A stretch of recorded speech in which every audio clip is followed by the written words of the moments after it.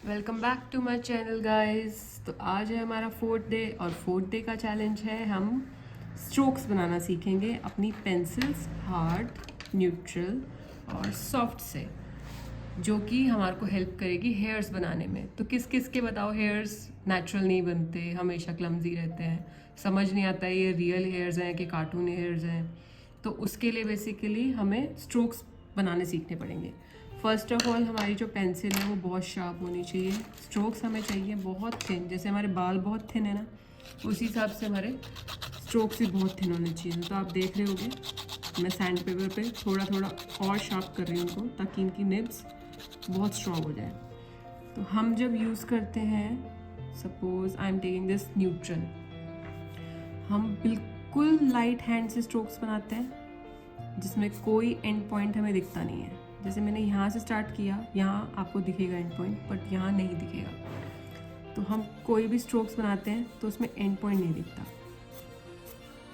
ऐसे हमें धीरे धीरे पेंसिल घुमा घुमा के, क्योंकि हमारे को इवन शेप रखनी है हर चीज़ की, तो इसको पेंसिल घुमा घुमा के हम स्ट्रोक्स क्रिएट कर रहे हैं।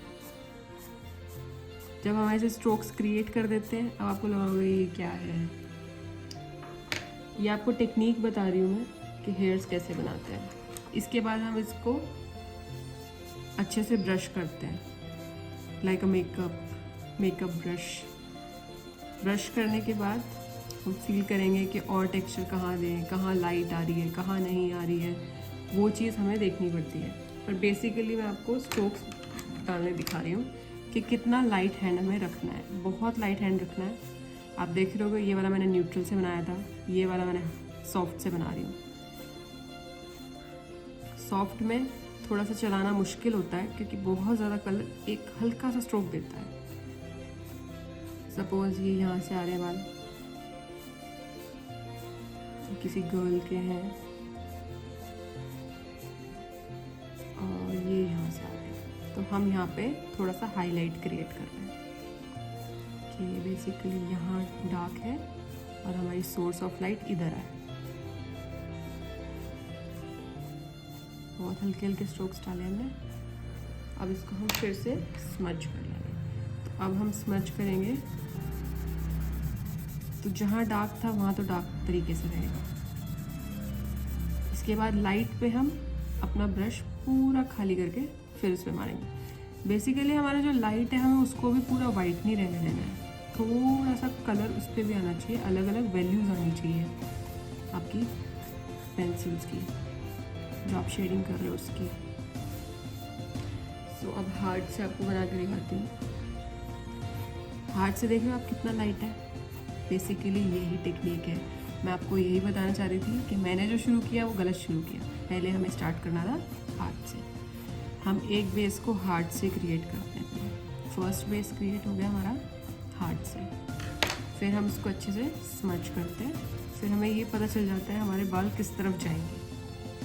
उसके बाद हम क्रिएट करते हैं न्यूट्रल से, इसी के ऊपर अलग तरीके से, जहाँ जहाँ हमें डार्क दिख रहा है वहाँ डार्क, जहाँ जहाँ हमें लाइट दिख रहा है वहाँ लाइट, अलग अलग टेक्सचर से हम इसमें क्रिएट करते हैं। फिर जो जो हमने क्रिएट किया है उसको हम फिर से ब्रश कर देंगे। अब आप देखते हो ऐसा तो है नहीं कि टोन हमेशा एक जैसी रहेगी, इवन नहीं रहती।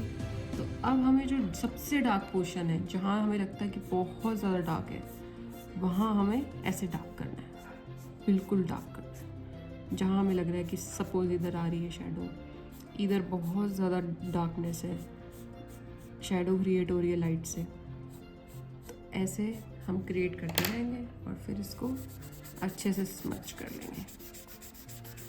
और आपको कभी लगे कि भाई मेरे हाईलाइट तो पूरा ही कवर हो गया, मैंने तो हाईलाइट दिया था वो दिख ही नहीं रहा, पहले बेसिकली आप काम ऐसे करो कि आपका हाईलाइट ढके ना, इधर से इधर लाओ, इधर से इधर लाओ।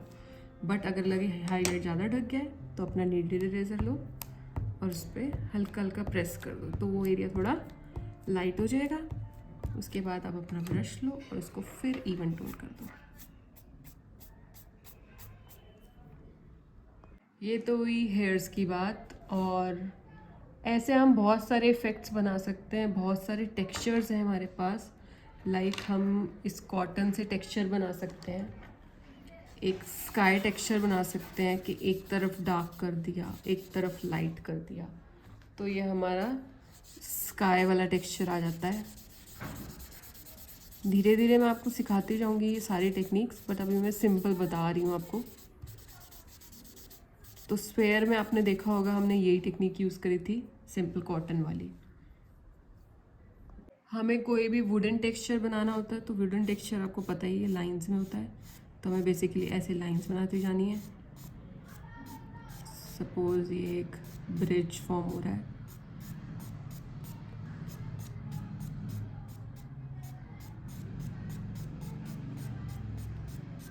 तो बेसिकली ये लाइंस हमारी वुडन टेक्सचर शो करेगी।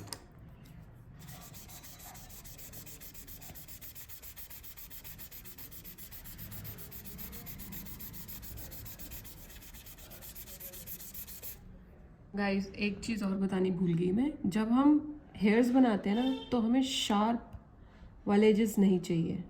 मतलब ऐसा नहीं चाहिए कि ऐसा हो कि ये स्ट्रोक यहाँ से आ रहा है, ये स्ट्रोक यहाँ से आ रहा है, यहाँ हमारे बाल कट रहे हैं, ये नहीं होना चाहिए। सॉफ्ट जाना चाहिए बिल्कुल, ये मैंने आपको शुरू में भी बताया था, बिल्कुल सॉफ्ट जाना चाहिए कि आप डिसाइड ना कर पाओ कि किधर से बाल कट रहा है और किधर से है। तो बिल्कुल सॉफ्ट हैंड से हमें सॉफ्ट एंडिंग करनी होती है, हार्ड एंडिंग नहीं करनी होती है। और हमेशा जहाँ पे भी हमारे हाइलाइट्स होते हैं, सपोज इधर हाइलाइट्स है, तो हम अपनी पेंसिल उसकी तरफ लाएंगे। हाइलाइट्स के अंदर से कभी बाहर नहीं लेके जाएंगे, नहीं तो वो हार्श और एजी लगेगा। ऐसे हम अंदर की तरफ लाएंगे, चाहे नीचे से ऊपर लाएं, चाहे ऊपर से नीचे लाएं। तो ये हमारा बेसिकली हाईलाइट क्रिएट कर रहा है इधर। इसको हम अच्छे से स्मच कर लेंगे, फिर ये वही हेयरी टेक्सचर ही दिखाएगा। बेसिकली देखो यहाँ स्ट्रोक्स दिख रहे हैं, यहाँ स्ट्रोक्स नहीं दिख रहे क्योंकि ये हमारा हाइलाइटेड पॉइंट्स हैं। आगे आगे आपको रेफरेंस में दिख जाएगा कि हाइलाइटेड पॉइंट्स में क्या होता है क्या नहीं होता है। हमने कॉटन से स्काई इफेक्ट देख लिया, अब हम स्मोक इफेक्ट्स देख लेंगे। स्मोक इफेक्ट्स बेसिकली हम धुआं जैसे आता हुआ देखते हैं, चाय में से धुआं आ रहा है, उस टाइप से जो चीज़ें क्रिएट करते हैं बिल्कुल डार्क, उसमें बेसिकली वही है स्मोक इफेक्ट्स क्या है। स्किन टेक्सचर्स कैसे बनते हैं, स्किन टेक्सचर्स हमारे धीरे धीरे आगे आपको सिखाते जाएंगे। 5-6 तरीके के टेक्सचर्स हैं, जैसे कि sky texture, smoky texture, skin texture, soft texture, wooden, fur texture और बेसिक ऑफ पोर्ट्रेट। पोर्ट्रेट हमेशा जो बनता है वो 90% पाउडर से बनता है। आपको चारकोल पाउडर से 90% पोर्ट्रेट बनता है, 10% आपका यूज़ होता है पेंसिल का। जो हमारा मोनो इरेजर है ये सबसे ज़्यादा वर्क करता है हमारा चारकोल पाउडर पे, और किसी पे इतना वर्क नहीं करेगा जितना चारकोल पाउडर पे वर्क करेगा। जैसे कि इस पे मैं डालूंगी तो मैं कम दिखेगा, इस पे दिखाऊंगी बहुत क्लियर स्ट्रोक्स दिखते हैं।